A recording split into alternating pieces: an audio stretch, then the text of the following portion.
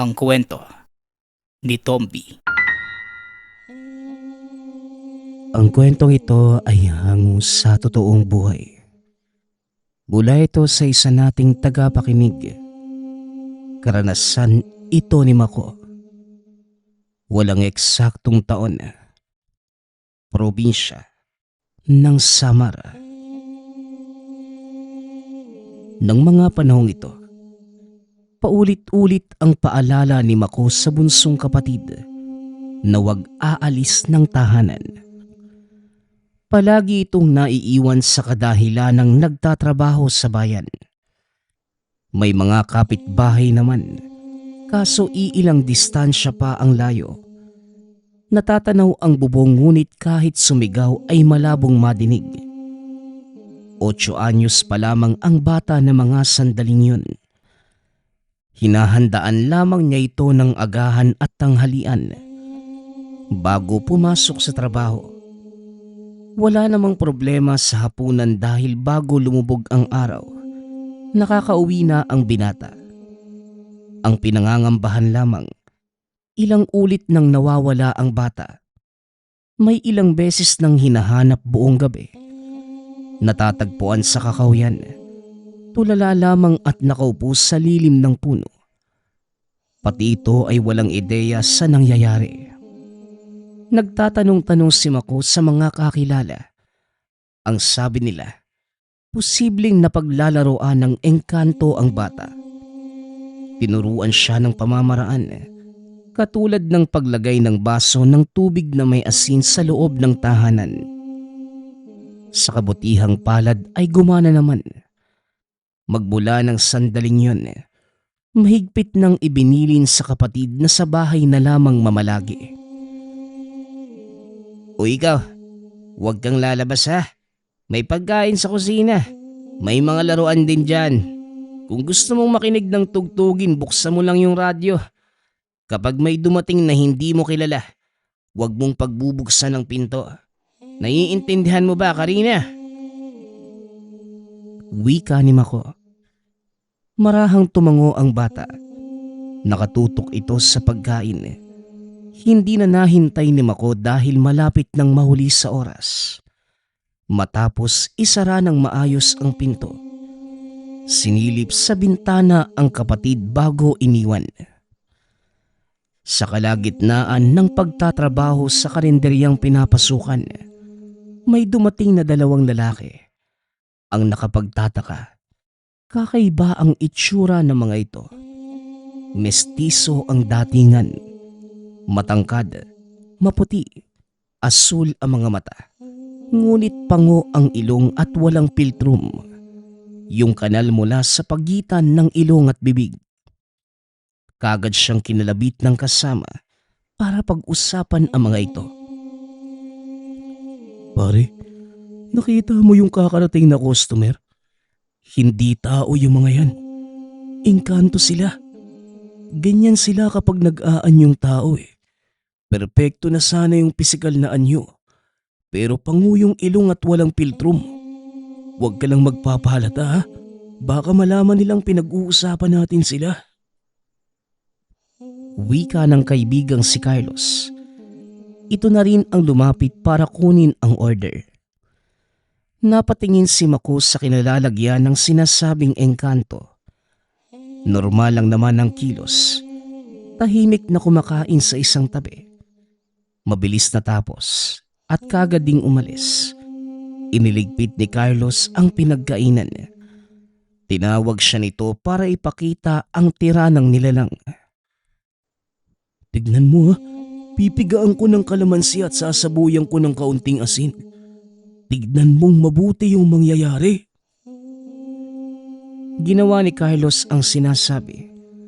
Hindi makapaniwala si Mako na ang karneng kinagatan unti-unting umusok pagkatapos ay biglang umitim. Ganon din ang tirang kanin at sabaw. Umaalingasaw pa ang matapang na amoy na parang nabubulok na kahoy. Teka, paano mo namang nalaman yung ganitong bagay? Isa ka bang albularyo, Carlos? Tanong ni Mako. Hindi ako. Yung lolo ko pero sa makabilang buhay na siya eh. Natutunan ko yung ganitong pamamaraan. Dahil nagbabahagi rin ng kaalaman si lolo dati. Ang mga engkanto, kapag gusto nilang makihalubilo sa mga tao, ganoon ang itsura. Tapos kapag kakain, kakagat lang o titikim. Matapang para sa kanila yung asin kaya hindi inuubos. Mag-iingat lang talaga na hindi sila masagi. Umakaaway dahil kapag nagkataon, malupit yung ganti nila. Siya nga pala, yung kapatid mo kamusta? Pinaglalaruan pa rin ba ng engkanto? Pagpapaliwanag ni Carlos. Hindi na. Epektibo yung tinuro mong paglalagay ng baso ng tubig na may asin. Sa kabutihang palad, naging maayos naman. Saka sa loob ng bahay na lang siya. Hindi ko na pinapalabas. Mabuti naman. O siya, balik na sa trabaho. Nandito na yung amo natin, oh. Wika ni Carlos. Pagsapit ng hapon, nagliligpit si Mako ng upuan at mesa. Ubus na ang paninda kaya isa-isa nang inayos ang mga gamit para sa pagsasara. Kaso nga lang, biglang bumalik ang isa sa customer na engkanto. Nakiusap itong magluto ng pagkain. Malumanay ang pagsasalita ngunit dahil sa katauhan nito, sumunod sina Carlos at Mako. Pagkatapos naman ay kagad ding umalis. Pagka-uwi ng tahanan, nagulat si Mako nang maabutan ang kapatid na kumakain. Nakilala niya ang putahe at plastik na pinaglalagyan. Ito mismo yung binigay sa engkanto kanina. Oy Karina, sinong nagbigay nito sa'yo? Paano kang nagkaroon ng pagkain? Tanong ni Mako. Kuya, may dumaan po kaninang lalaki. Nag-usap po kami saglit tapos noong narinig niya na kumakalam yung tiyan ko, ang sabi niya bibili siya ng pagkain. Ito po yun. Inosenteng tugon ng bata. Wala na ring nagawa dahil nalunok na nito ang huling hiwa ng putahe. Para hindi matakot ang kapatid, wala itong sinabi tungkol doon. Ang ginawa na lamang ay nagbantay. Bawat kilos ng kapatid sa mga sumunod na sandali, pinagmamasdang mabuti. Sa kabutihang palad ay lumipas ang gabi na wala namang masamang nangyari. Kinabukasan, pumasok si Mako sa trabaho. Nabalitaan na lumiban si Carlos dahil masama ang pakiramdam. Sa hindi malamang dahilan, kinutuban siya sa nangyari. Mag-isa lamang din sa gawain dahil pagkatapos magluto ng amo, nagpaalam na ito. Siya lamang ang naiwan sa karinderya. Inaasikaso ang bawat mamimili. Tanghaling tapat nang bumalik ang dalawang elemento. Yung sinasabi ni Carlos na mga engkanto. Bumili ng pagkain. Tahimik na naupo sa isang tabi. Panay sulyap si Mako. Kagad ding iniiwas kapag lilingon sa kanya. Sa puntong ito, napansin ng binata na tumitingin din sa kanya ang dalawa. Nagmamadaling umalis sa mga ito. Ni hindi na ginalaw ang pagkain. Sinubukan niya ang ginagawa ni Carlos. Pinigaan ng kalamansi at pinisika ng kaunting asin. Nagbago ang pagkain. Naging kulay itim.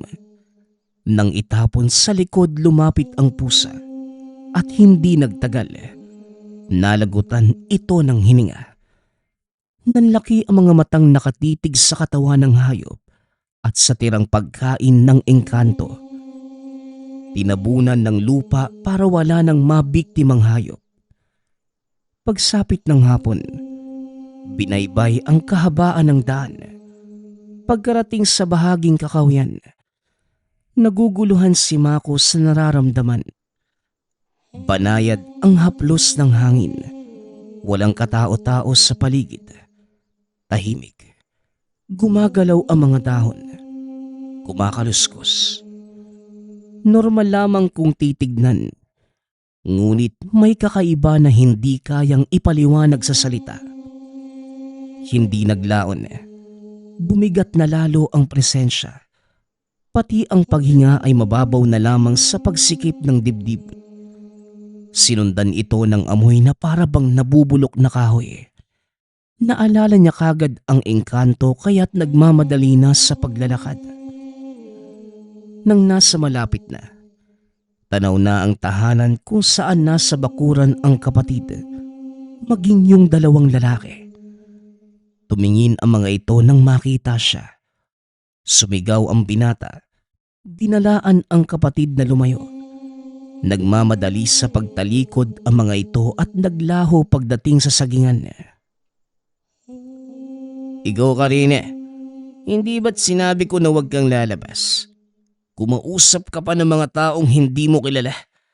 Karina naman, baka mapano ka sa ginagawa mo. Wika ni Mako.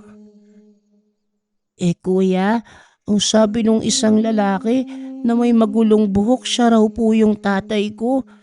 Siya po ba talaga si tatay? Tanong ni Karina. Ano ka mo?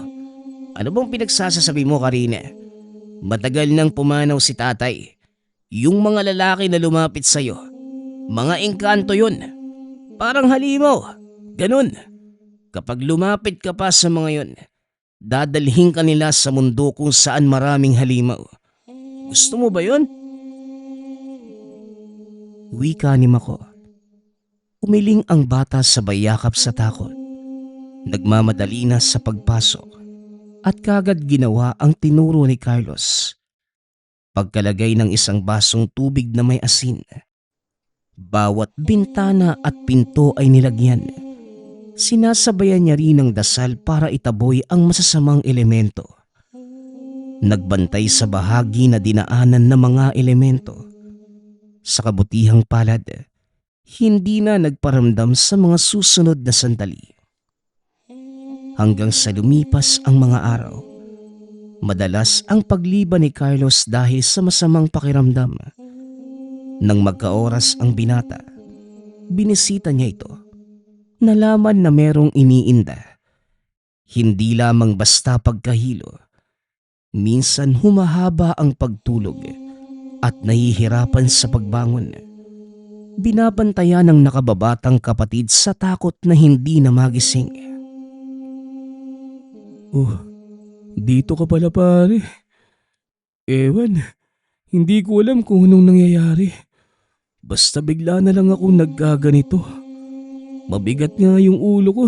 Tapos, minsan parang wala sa sarili. Babalik na lang ako sa ulirat dahil ginigising ako ng kapatid ko. Pagpapaliwanag ni Carlos. Napaisip si Mako. Wala ding sumagi kundi ang ginawa nito sa tirang pagkain ng engkanto. Paano kaya, pare? Kung nalaman ng engkanto yung ginawa natin, tapos ito, gumagante sila. Hindi lang ikaw, pati nga kapatid ko binigyan ng pagkain Tapos pinuntahan pa sa bahay. Sa kabutihang palad wala namang nangyari. Wika ni Mako. Anong sabi mo? Binigyan ng pagkain? Itim na kanin ba? Naku, ipatingin mo kagad yan sa albularyo dahil delikado yun. Aba, ikaw pa talaga yung nagsalita ng ganyan no? Kung ikaw kaya yung magpatingin, malala ka na Naiisip ko na nga rin yan, pare. Kaya bukas siguro, kapag umayos kaunti yung pakiramdam ko, mabigat pa talaga yung katawan ko kaya nahihirapan pang bumangon. Wika ni Carlos. Pagkatapos ng kumustahan ay nagpaalam na rin si Mako. Sa puntong ito, pagkarating sa tahanan ay napansin ng kapatid na tila may kinakausap sa kusina. Kumakanta ng nakakakilabot na himig. Kagad niyang pinagsabihan ang kapatid dahil kinikilabutan ito sa nadidinig. Makalipas ang ilang oras, Hindi makatulog dahil sa umaalingasaw na amoy. Idagdag pa ang mahihinang bulong at paminsan-minsang hampas ng mainit na hangin. Hanggang sa malaman ni Mako, nasa silid tulugan pala ng kapatid nagmumula ang bulong. Dali-daling sinilip. Nakaupo ito sa dulo ng higaan. Nakaharap sa nakabukas na bintana. Nang pagmasdan, nagsasalita ang bata. Tumatawa na para bang merong kinakausap. Bago pa lalong kilabutan, kagad ditong inagaw ang atensyon. Ngunit laking gulat dahil nakapikit pala ito. Bumagsak sa kanyang bisig dahil tulog. Kaya kinabukasan, lumiban sa trabaho para bantayan ng kapatid. Tinatanong niya ito tungkol kagabi. Hindi makapaniwala sa sagot. Kuya, may nagpakita po sa akin kagabi. Ang sabi niya, siya daw po yung tatay ko. Gusto nga niya akong dalhin sa kanila pero bigla siyang nawala. Si tatay po ba talaga yon? Tanong ni Karina. Biglang sumagi sa isipan ang tungkol sa engkanto. Hindi maiwasang kabahan para sa sitwasyon. Nawala na rin ang tiwala sa baso ng tubig na may asin. Dahil nagagawa pa rin ng elementong makalapit sa kapatid. Nang magkaoras, dinala si Karina sa tahanan ni Carlos para sana magpaturo kung sino ang albularyong lalapitan. Kaso nga lang, problema din ang bumungad sa kanya. Labis na ang pagdurusa ng kaibigan. Tulala itong nakaupo, hindi makausap, na para bang wala ng kaluluwa ang katawan. Mabuti na lamang may kaalaman ng kapatid. Ito mismo ang nagturo kung saan ang tahanan ng albularyo. Bago yon, dumaan muna sa isang manong na sinasabing tiyuhin ng albularyo. Naguguluhan si Mako dahil sa tansya niya. Nasa edad 40 na ang tiyuhin. Naglalaro sa isipan na baka edad 30 ang albularyo o mas bata pa. Ito muna ang kumausap sa kanila. Bago kayo humarap sa albularyong hinahanap nyo, sa akin nyo muna sabihin kung anong may tutulong ng lihim na karunungan sa inyo. Ayaw kasi ng taong yon ng hindi malinaw na rason. Kaya siguraduhin yung walang oras na masasayang dito. Sino ba ang may pakay sa inyo? Tanong ni Mang Enrico. Kami po sana eh. Sa akin yung nakababatang kapatid ko. Sa kanya naman po yung kuya niya. Sa kapatid ko sigurado ako na engkanto ang gumugulo. At sa problema naman nila, sa tingin ko ganun din po. Tugon ni Mako. Engkanto? Paano mo naman nasabi na engkanto talaga? Ano ba ang mga nangyayari? Muling tanong na matanda.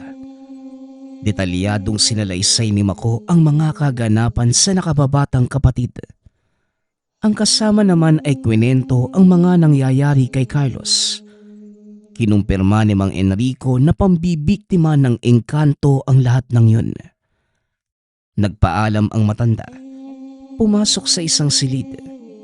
Matagal silang naghintay ngunit bigo na makaharap ang albularyo. Binigyan lamang sila ng langis. Bao na merong iba't ibang dinurog na kung ano-ano. Ang sabi nito, gamiting pampausok sa tahanan, pagsapit ng takip silim. Ipinangako naman na sa susunod na araw, makakausap din nila ang albularyo. Nang mga sandaling yun, dismayado si Mako dahil inaasahan na sa araw na ito, matatapos na ang kababalaghan kaso nga lang, hindi man lang nag-abala ang albularyo na sumilip sa kanila. Subalit nang pausukan ang tahanan ni Carlos, gamit ang binigay na bao, laking gulat ng dahan-dahang umayos ang kalagayan nito. Bumalik sa ulirat na para bang ilang araw nang nawawala sa sarili. Pagkatapos, Nagmamadaling umuwi para subukan naman sa tahanan ang pausok. Sa kabutihang palad, tinanggal ng usok ang masamang enerhiya. Pinalitan ng gaan at ginhawa. Matapos yun, nakatulog ng mahimbing ang kapatid. Tumagal ang sitwasyon ng ilang linggo. Nawala ng panggugulo ng engkanto. Kaso, pinalipas lang pala ang araw na mawala ng bisa ang pausok. Isang hapon, naabutan muli ang kapatid na nasa kakahuyan. Tumatakbo, tumatawa, na para bang may kalaro. Ang problema, walang sino man itong kasama. Kagad namang inagaw ni Mako ang atensyon nito. Napansin na parang kakabalik lang din sa ulirat. Agarang dinala sa tahanan ni Carlos. Ikwinento ang nangyari. Sa pagpupumilit na puntahan ng albularyo, sinamahan siya nito. Akala ko ba nilubayan na kayo ng sitwasyon? Ilang linggo na rin ang lumipas. Ano bang nangyari sa pagkakataong ito? O ikaw pala yung Carlos. Kamuntikan kitang hindi makilala. Wika ni Mang Enrico. Magandang gabi po sa inyo, Mang Enrico. Itong kaibigan ko yung ginagambala ngayon. Itong bata yung nakakaranas. Hindi po ba talaga namin pwedeng makausap si Mang Elias? Tugon ni Carlos. Bago pinaabot ni Mang Enrico ang tungkol sa pagbisita nila, nag-usisa muna ito sa eksaktong pangyayari. Ikwinento lahat ni Mako. Kinumbinsi na sana'y pagbigyan ng albularyo sa pagkakataong ito.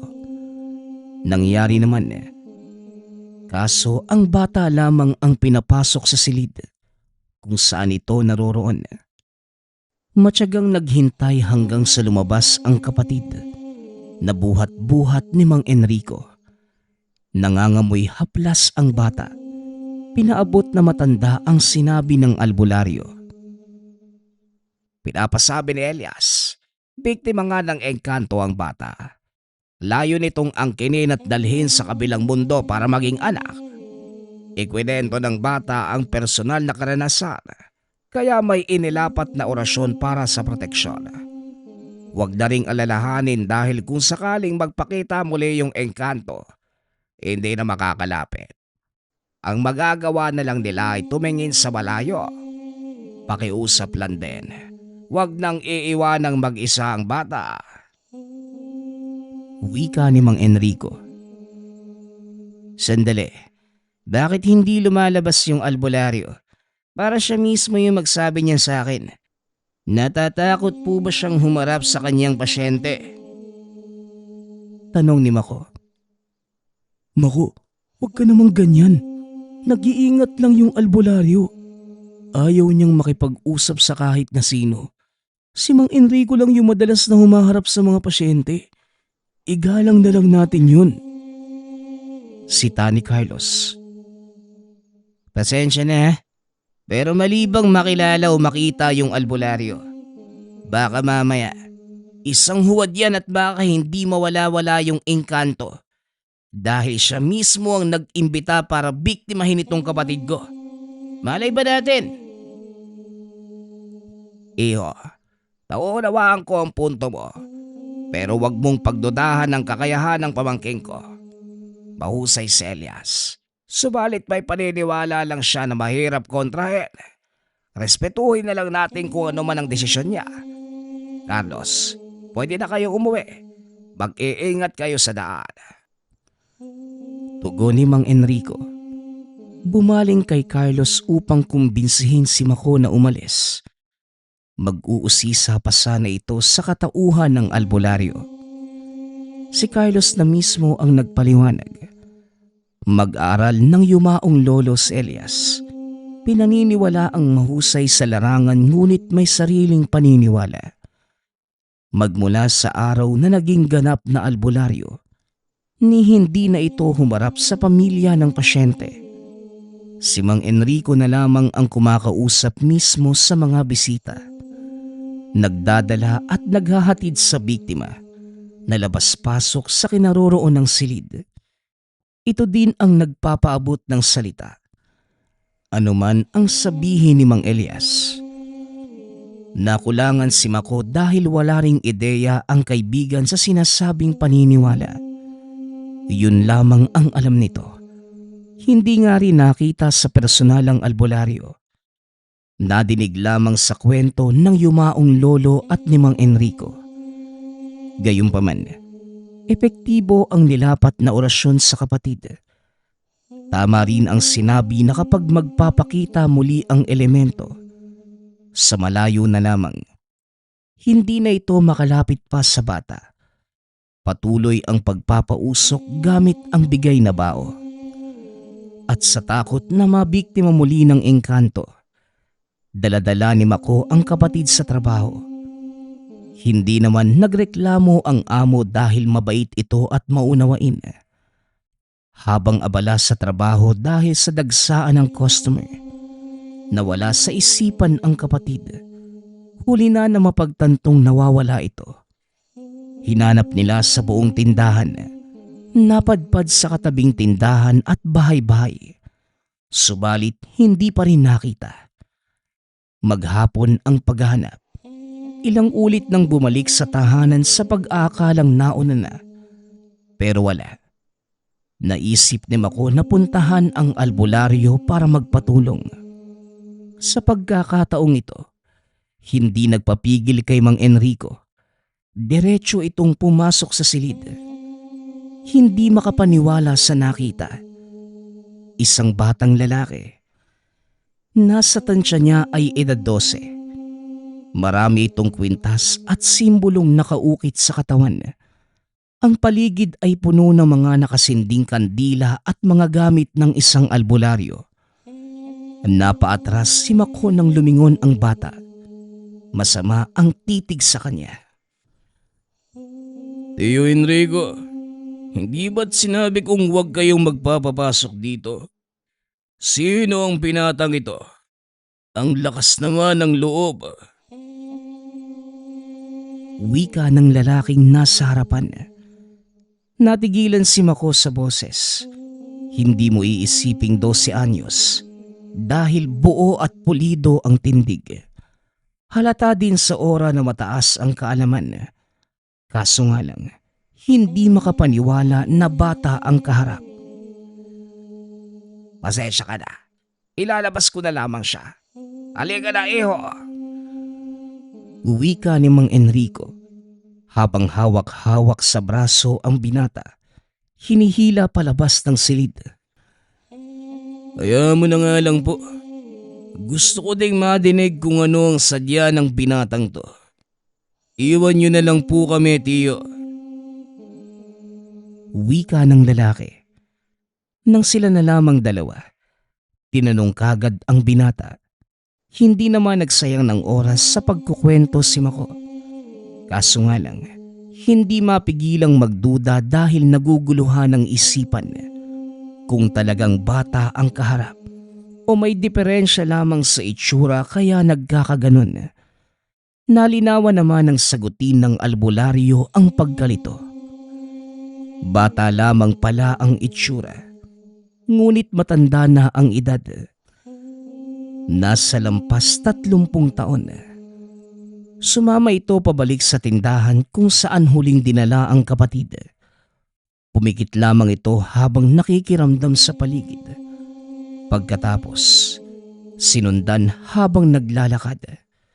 Hindi naglaon ay nakarating sa tahanan sabay turo sa malaking puno sa kalagitnaan ng sagingan. Doon ilang ulit nakita si Karina, natulala at may kinakausap. Nakatawid na sa kabilang mundo ang kapatid mo. Kinuha ng engkanto. Wika ni Mang Elias. Ano? Ang sabi ni Mang Enrico, hindi makakalapit ang elemento sa kapatid ko. Tapos ngayon sasabihin mo na nasa kabilang mundo na. Albularyo ka ba talaga? Tugon ni Mako. Hindi ito tungkol sa akin. Kaya wag mong ibahin ang usapan. Kabilin-bilinan ko. Wag mong iwanan ang bata ng mag-isa. Kahit ilang linggo na ang lumipas, hindi dapat magpakampante dahil sa oras na matipuhan ng engkanto ang tao. Hahanap at hahanap ito ng paraan para makuha. Hindi ko na kasalanan ang pagiging pabaya mo. Pagpapaliwanag ni Mang Elias. Napabuntong hininga si Mako. Hindi malaman kung ano ang gagawin. Pinakalma ang sarili at sinubukang makiusap. Sa kabutihang palad, pumayag naman ang albularyo. Kaso kinakailangan munang maghintay ng tamang araw at oras para sa gagawing ritual. Sa makalawa pa ito mangyayari, kaya't hindi mapakali si Mako sa pag-aalala.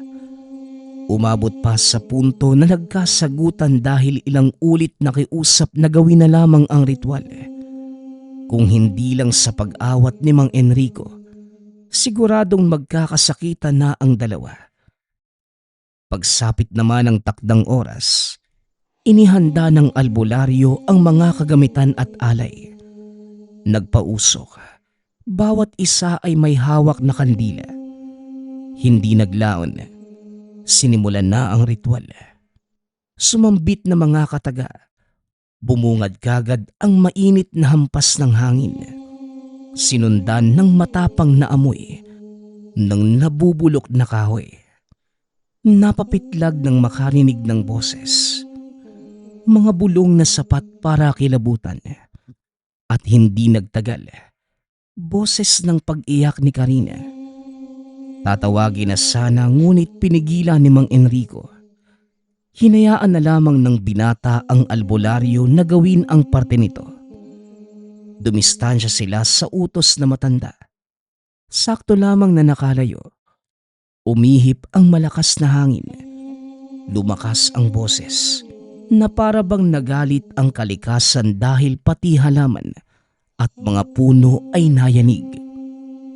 Sa kabila ng mga kaganapan, nanatiling kalmado ang albularyo. Nakasindi pa rin ang hawak nitong kandila. Nakapikit. Kinukumpas ang kamay habang nagsasalita sa ibang wika. Hindi naglaon. Lalong sumigaw ang kung sino. Kasabay ng paglitaw ng bata sa likod ng puno. Nakahandusay at walang malay.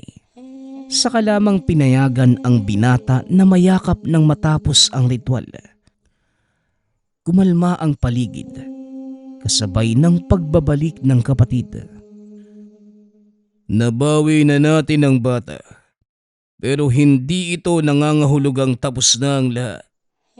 May inihabiling banta ang engkanto, pero hindi malinaw kung ano dahil biglang nagsara ang lagusan pagkatapos maibalik ang kapatid mo. Wika ni Mang Elias. Pigilan niyo ho bago mangyari. Nagawan niyo po ng paraan para mabawi ang kapatid ko. Magagawan niyo rin po yan ng paraan. Tugon ni Mako. Madaling sabihin pero nagkakamali ka. Kung uunahan mo ang elemento, posibleng buong lahi ang makakalaban mo. Ilalagay mo pa ako sa peligro o ang iba pang mga tao. Sa ngayon, maging mapagmatyag na lamang tayo sa paligid. Agarang aksyon ang kailangan kung sakaling meron ng banta. Tugon ng albularyo. Ito mismo ang nagbasbas sa tahanan, bakuran at likod bahay. Siniguradong mataas ang bakod upang hindi na masundan ang pambibiktima. Kung gaano kapulido ang proteksyon sa tahanan ni Mako, yun naman ang pagpasok ng banta ng engkanto sa bahay ni Carlos. Ito mismo ang tinamaan. Napansin na lamang ng kapatid nito ang biglaang pagkawala. Nasaksihan dahil naglakad papunta sa kakahuyan at nang akmang tatawagin na sana, pag-ikot sa puno ay hindi na nakita. Nagmamadali itong lumapit sa albularyo. Nang suriin ang kaganapan, napagtanto na ito ang sinasabing banta ng elemento. Pagkatapos sa kapatid mo, lumipat naman sa kaibigan mo. Ano ba talagang ginawa niyong dalawa sa engkantong yun? Tanong ng albularyo kay Mako. Nagtipon sila para sa planong pagbawi sa nawawalang si Carlos. Bagaman naikwento na dati ang engkwentro sa karinderya, inulit sa pag-aakalang nakaligtaan ng albularyo. Ngunit hindi ito ang pinakaugat. Kahit anong pag-iisip, wala ding maisagot na rason. Si Mang Elias na lamang ang umalam ng dahilan. Sa pagsasagawa ng ritual, lumitaw ang katotohanan. Sa parte ni Mako, gustong maangkin ng engkanto ang kapatid. Sa parte naman ni Carlos, nag-ugat sa huling engkwentro ng yumaong lolo na isa ring albularyo. Nakalaban ang elemento at ngayon ay layong magigante. Pinatay ng yumao ang anak ng engkanto kaya't gustong kuhanin ang nakababatang kapatid ni Mako. Pero dahil nabawi, si Carlos na lamang ang kukunin. Nako, ang lala pala ng kalaban. Sandali, paano naging kasali ang kapatid ni Mako kung lolo lang naman ni Carlos ang may atraso? Ganyan ba talaga sila? Nandadamay. Wika ni Mang Enrico. Dinamay lang pala ang kapatid ko. Hindi bale na. Paano natin makukuha si Carlos? Hindi natin pwedeng hayaan yun. Wika ni Mako. Hindi pinansin ang pagkadawit ng kapatid sa sitwasyon. Nangibabaw ang pag-aalala nito sa kaibigan. Sa pagsapit ng itinakdang araw, nasa kakahuyan kung saan huling namataan si Carlos. Sinimula ng albularyo ang ritual. Makalipas ang ilang sandali, nagsigalaw ang samot-saring kwintas nito. Sinundan ng nakakabinging ingay mula sa kung saan at mapapansin ang dahan-dahang pagdurugo ng tagiliran ni Mang Elias. Hindi lang yun, pati ilong at bibig ay nagdurugo na rin. Gusto sanang ipahinto ni Mang Enrico dahil napuruhan na ito. Kaso nga lang, itinuloy pa rin hanggang sa isang kurap ay naglaho bigla. Nakaluhod lamang ito sa harapan ng puno, ngunit nawala na parang bula. Panay ang pagtawag sa pangalan, ngunit walang sumasagot. Makaraan ng ilang sandali, boses ni Carlos ang nadinig. Nakasandal sa likod ng puno at duguan. Naroon yung albularyo. Pinagtutulungan siya ng mga engkanto. Wika ni Carlos. Bago ito tuluyang nawala ng malay. Natataranta kaso wala ding magawa. Hindi maalam si Mang Enrico sa ganitong larangan. Kaya napapadasal na lamang sa kaligtasan ng pamangkin. Kung ano-anong ingay ang nadidinig, humahampas ang mainit na hangin. Umaalingasaw ang amoy ng nabubulok na lumot. May mga bulong. Dahan-dahang umatras nang mapansin ang paggalaw ng batong gamit na iniwan ng albularyo. Hindi naglaon. May tunog ng pagsabog. Ilang sandali pa, nakita nila si Mang Elias na nakaluhod pa rin sa posisyon kung nasan ito kanina. Malakas ang pagbigkas ng mga salita habang nagsisigalawan ang mga kwintas. At nang tumagal, namayani ang nakakabinging katahimikan. Natapos ang lahat ng ganun lang. Kalmadong tumayo si Mang Elias. Dinampot ang bato at saka ibinulsa. Pasimpleng sinabi na lumakad na ang lahat. Pagkarating sa tahanan nito, walang ni isa ang naglakas loob na magsalita. Tahimik si Mang Elias. Nahihiyang magsabi ang sino man. Walang imik na pinapanood ang panggagamot nito kay Carlos. Tinapala ng dahon na binabad sa langis at iba pang kombinasyon. Nilapatan ng orasyon hanggang sa unti-unting nagkamalay. Nang mahimasmasan, isinalaysay ni Carlos ang karanasan doon sa kabilang mundo. Ayon sa binata, tunay ngang nakakatakot ang lugar. Tila nasa impyerno kung saan libo-libong demonyo ang nakapaligid. Walang katahimikan, puro ingay lamang na mga engkanto.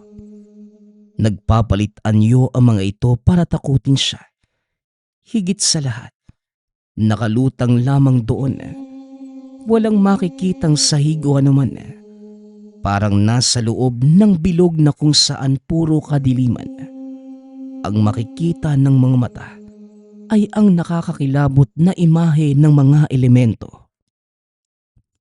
Nagtugma naman ang kwento ni Carlos at ni Karina. Parehong napadpad sa kabilang mundo ang dalawa. Mangiyak-ngiyak ang bata sa pagsasalaysay dahil nararamdaman pa rin ang takot na nadanasan sa mga oras na bihag ng engkanto. Dito lamang napagtanto ni Mako na hindi madali ang pinagdadaanan ng kapatid at kaibigan. Magmula sa araw na yon, napagpasyahan ng binata na lumipat ng tirahan. May kaanak naman sa kabilang bayan at doon. Walang problema tungkol sa kung anong elemento dahil nasa mismong sentro. Habang si Carlos naman, ganon din ang ginawa. Nanuluyan sa tiyahin na nasa karatig bayan. Parehong natuto sa karanasan kaya't gumawa ng paraan para makaiwas. At para manatiling ligtas, binigyan ng albularyo ng tigi-isang itim na bato. Walang ideya dahil nang magtanong. Ang sabi lamang nito ay para sa kaligtasan. Hindi na lamang din nag-usisa pa. Inilagay na lamang ang buong tiwala roon. Dahil din sa pangyayari, may mga bagay pang hindi malinaw kay Mako. Ang sinasabing paniniwala ng albularyo na dahilan para iwasang makaharap ang pamilya ng pasyente. Napilitan lamang ito noon dahil naglakas loob siyang pumasok sa loob. At nang magkaoras, bumalik ito sa lugar para sana mga musta. Ngunit huli na nang dumating dahil namayapa na pala ang albularyo. Ang sabi ni Mang Enrico, ito ang kabayaran ng pagsuway sa sariling paniniwala. Yun lang din ang alam ng tiyuhin. Walang sinabi ang yumao. Napabuntong hininga na lamang si Mako. Nalulungkot man ngunit kinakailangang tanggapin. Pinigilan na rin ito ni Mang Enrico na maghalungkat sa kaganapan para makaiwas sa anumang panganib. Labis man ang pagsisisi sa mga kaganapan. Lubos naman ang pagpapasalamat ni Mako sa ginawang sakripisyo ni Elias. Nagbilin din ito na kung sakaling malaman ni Mako ang kamatayan, huwag nitong sisihin ang sarili dahil yun ay nakatakda, ang pagsasakripisyo ng batang ermitanyo. Ang susunod nating kwento ay mula sa isa nating tagapakinig. Karanasan ito ni Paco. Walang eksaktong taon. Probinsya ng Bicol. Nakatira ang pamilya ni Paco sa isang maliit na lumang baryo sa Bicol.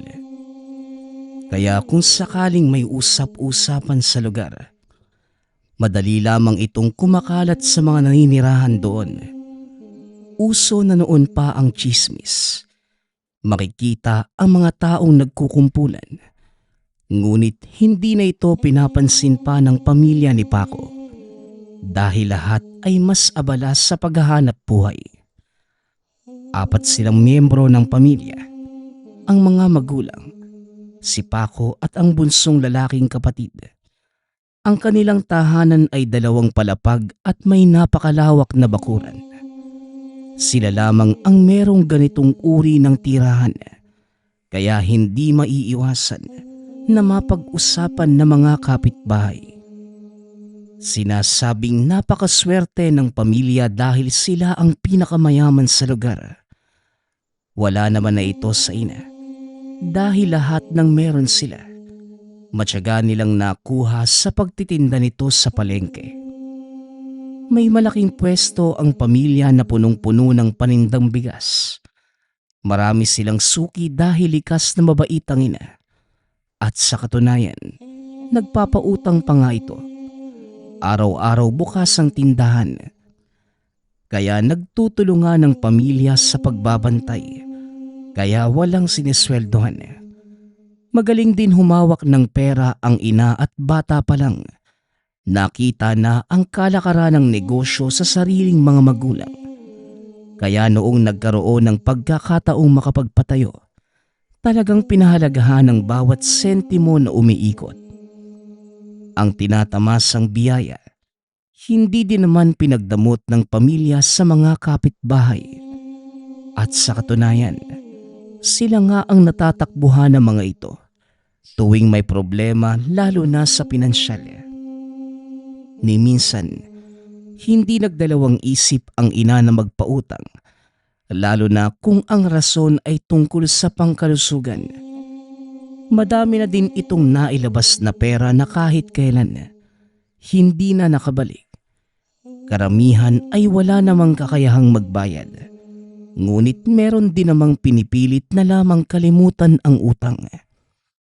Kahit pa sila na ang nalugi, sila pa din ang nagpapakumbaba. Ngunit hindi talaga maiiwasan na may masamang tao sa lugar. Yung tipong sila na ang may utang, pero sila pa ang naninira kapag nakatalikod ang inutangan. Ang lahat ng ito ay naging normal na lamang kay Paco at nakakaramdam man minsan ng galit. Ngunit palagi na lamang inaalala ang payo ng ina na ipagpasa Diyos na lamang ang hindi magandang ginagawa ng kapwa. Isang araw, dahil sa gabi na dumating ang mga biniling bigas sa mga magsasaka, 9:00 na ng gabi nang magsara sila ng tindahan at dali-dali na silang naglakad pauwi. Nang akmang papasok na sana ng tahanan, biglang dumating ang hingal na tiyahin at nagtanong kung pwede bang makahiram ng pera dahil isinugod sa ospital ang asawa. Natanong naman ng ina kung magkano ang kakailanganin. Kagad itong tumugon ng 10,000. Nagulat ang pamilya dahil napakalaking halaga. Wala silang hawak na ganong pera dahil kakabayad pa lamang sa mga magsasaka. Pasensya na Ate Cora, pero wala po kaming ganyang kalaking halaga. 4,000 lang yung kaya kong ipautang ngayon. Hindi naman po sa nagdadamot pero yun lang talaga yung meron kami ngayon dahil madami ding bayarin sa tindahan. Pagpapaliwanag ng ina. Hindi naman inaasahan ng pamilya ang naging reaksyon nito. Umirap ang tiyahin. Nagpupumilit na yun talaga ang kailangang pera. Dahil sa kapatid ito ng ama, walang pag-aatubili itong sumabat. Ano ba, Cora? Ikaw na nga yung humihingi ng pabor. Ikaw pa tong akala mo kung sino. Wala nang ibang pera. Kung tatanggapin mo yung 4,000, makakatulong na yan sa asawa mo.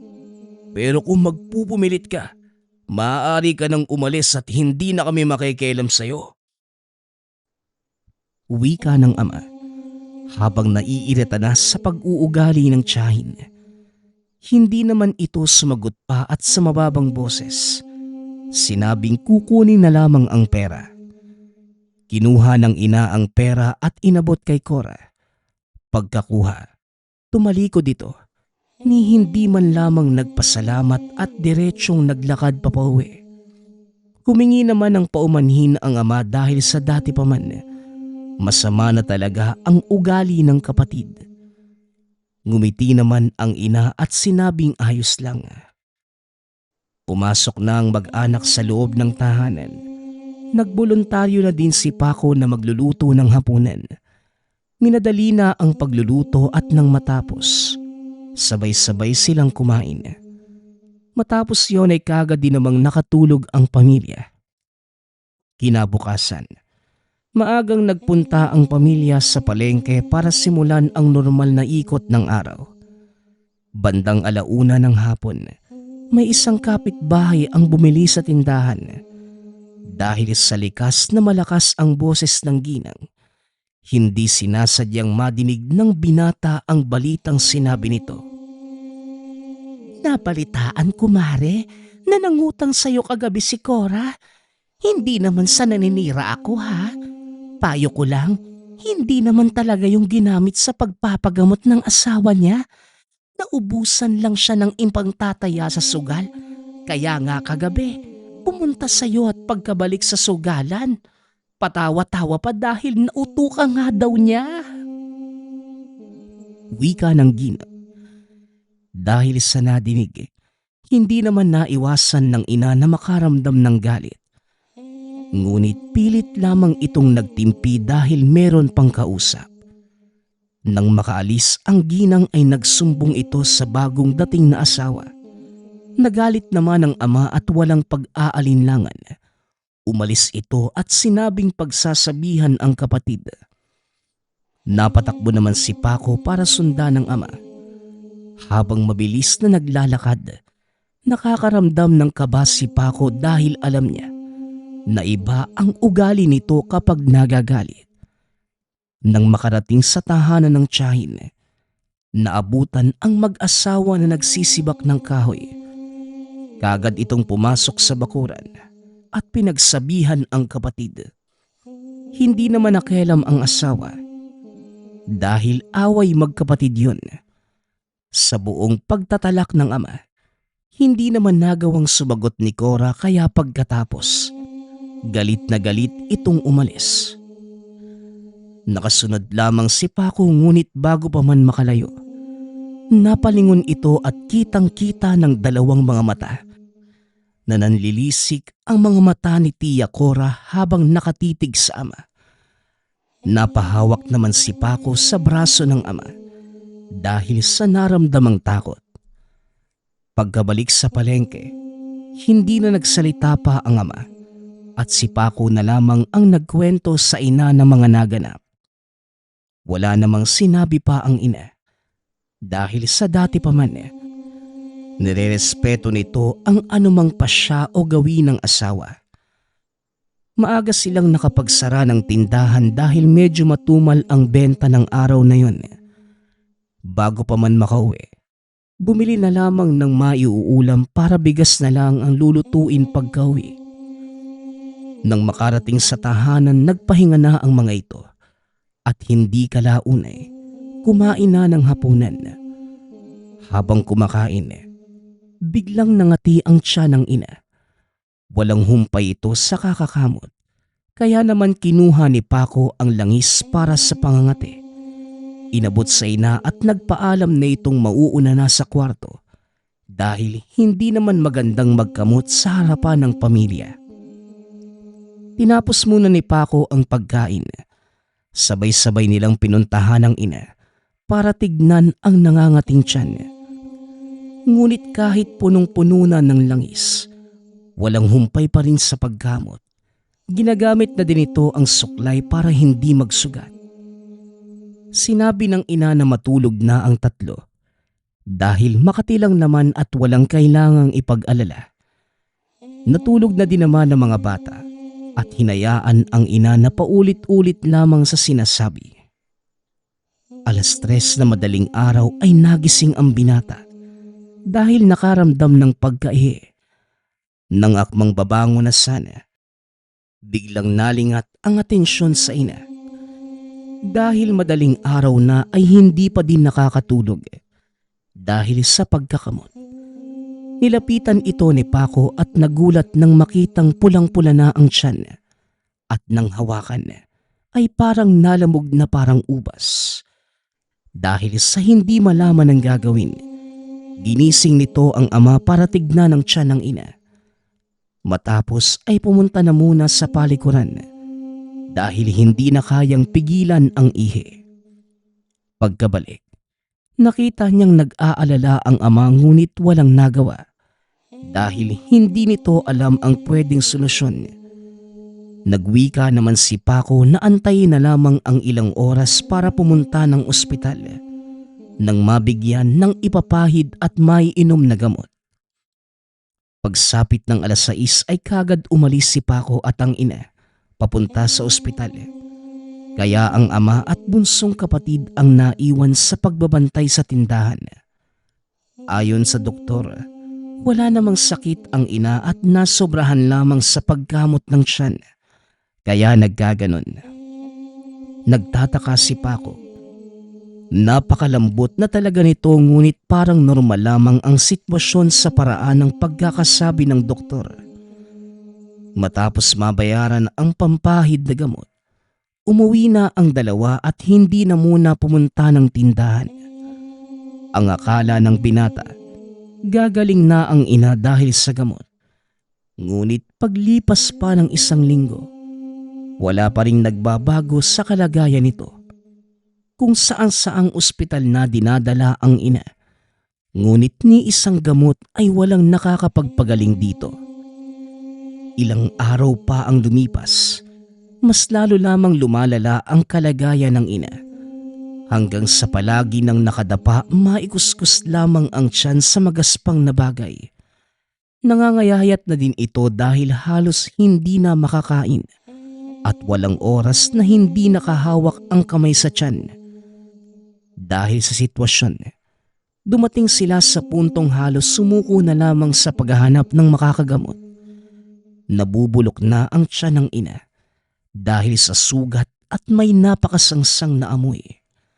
Sa katunayan, tuwing nililinisan ng isa sa miyembro ng pamilya gamit ang pinakuluang dahon ng bayabas, gumagamit pa sila ng pantakip sa ilong para hindi lang malanghap ang umaalingasaw nitong amoy. Hanggang sa isang araw, habang nagluluto si Paco sa kusina, nakarinig siya ng katok sa pinto. Dali-dali naman itong pinagbuksan at nakangiting matandang lalaki ang bumungad. Magandang araw, iho. Pwede ko bang matignan ang nanay mo? Huwag kang mag-alala. Isa kong albularyo. Wika ng matanda. May kaunting pag-aalinlangan man dahil baka nagpapanggap lamang ito. Ngunit pinatuloy pa rin ito ni Paco sa loob ng tahanan sa pagbabakasakaling yun ang sagot sa karamdaman ng ina. Sinamahan na sa kwarto at dito dahan-dahang hinawakan ng tiyan. Barang. Binarang ang nanay mo kaya makate ang tiyan niya. Galing ito sa isa sa pinakabihasang mambabarang sa lugar natin. Wika ng albularyo. Hindi man mapagpaniwala sa ganitong paraan ng panggagamot.